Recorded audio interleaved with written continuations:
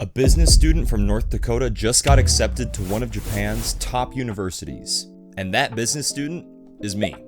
And if you're wondering how or whether you could too, stick around, because I'm about to hand you the exact roadmap that I used. Here's the part that surprised me the most going through this process. You don't need to be a genius, you don't need to speak fluent Japanese, and you don't need your entire life figured out. You need one thing: a plan. So let's build yours, starting with how I built mine. Quick context on who's talking to you. I'm studying business administration and finance at North Dakota State University. My GPA is sitting at a 3.96. That number is going to matter later, so hang on to it. From day one of college, I knew I wanted to study abroad. Not just for the resume line, I actually believed that a degree without leaving the country was half an education. But there was one problem.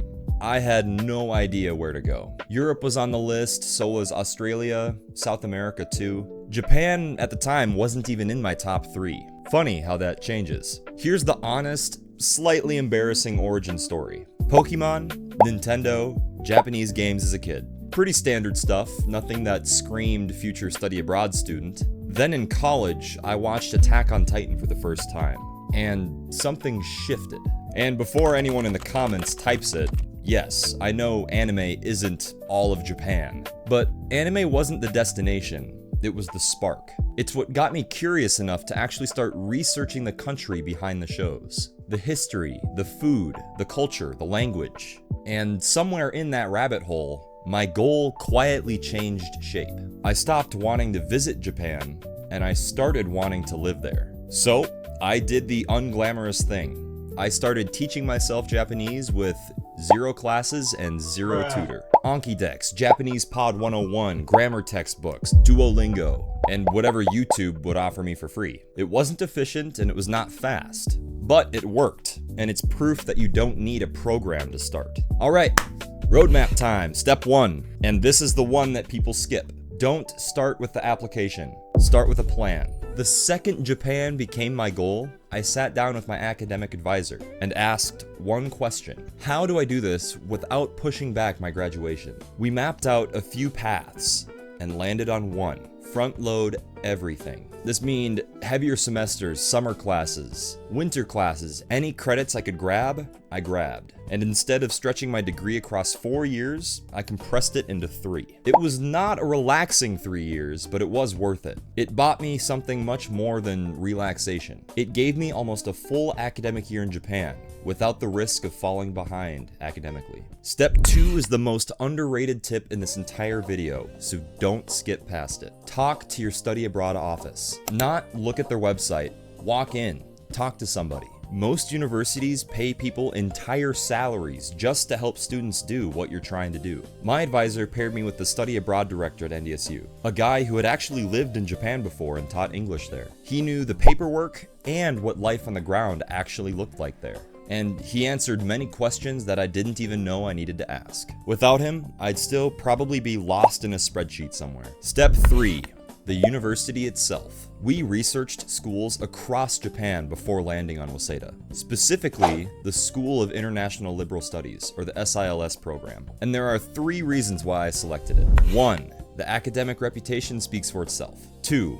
SILS runs a huge slate of English taught courses while still providing opportunities to learn Japanese. 3. NDSU already had an exchange partnership with Waseda, which meant the credits actually translated to my degree. Reputation is what gets you excited. Fit is what actually gets you there. Step 4. The one question everyone asks me: was the application hard? Academically, honestly no.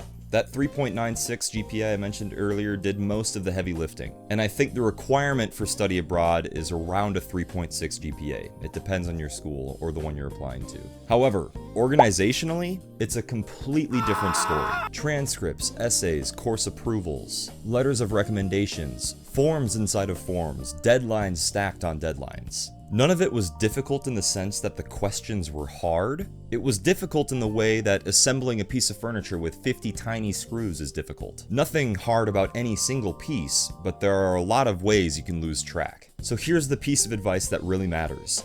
Get organized before you get overwhelmed.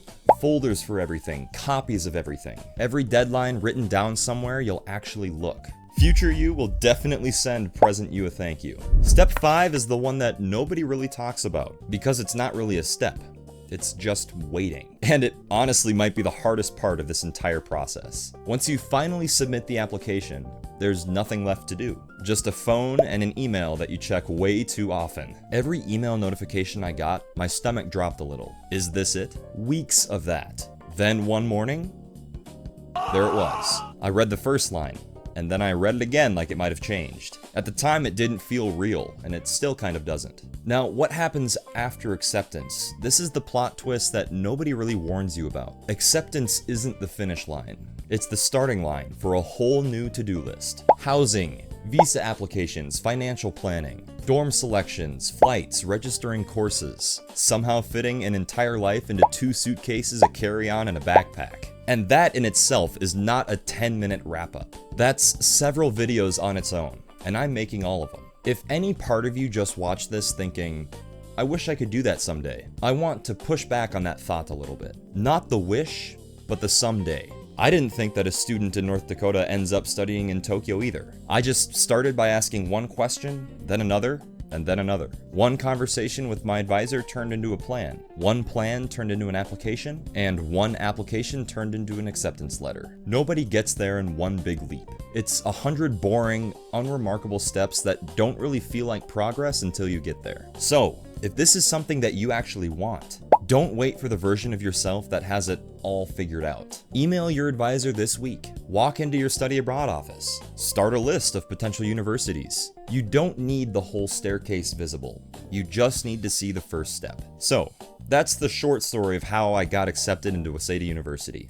Next video, I'm pulling back the curtain on the number that everyone really wants to know. What is this going to cost me? Tuition, scholarships, and the expenses that never make it into someone's study abroad blog post. If Japan's been sitting on your list, or you just want to watch this unfold in real time, subscribe and come along for it. And if you have any questions about the application process, leave them in the comments below. I'll answer as many as I can. Thanks for watching, and I'll see you in the next one.